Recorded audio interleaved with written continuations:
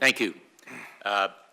Thank you. I would like to say that on behalf of everyone at NHTSA, we are deeply saddened by the lives lost in crashes involving the General Motors ignition switch defect.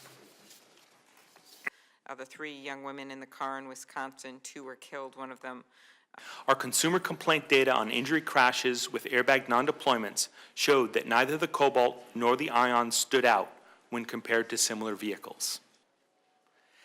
In this case, our ability to find defects also requires automakers to act in good faith and provide information on time. General Motors has now provided new information definitively linking airbag non-deployment to faulty ignition switches, identifying a part change, and indicating potentially critical supplier conversations on airbags. Had this information been available earlier, it would have likely changed NHTSA's approach to this issue. To complete by the end of May, our workforce. The Cobalt and Ion did not stand out when it came to airbag non-deployment complaints compared to their peers. They were a little bit above average, but they did not stand out.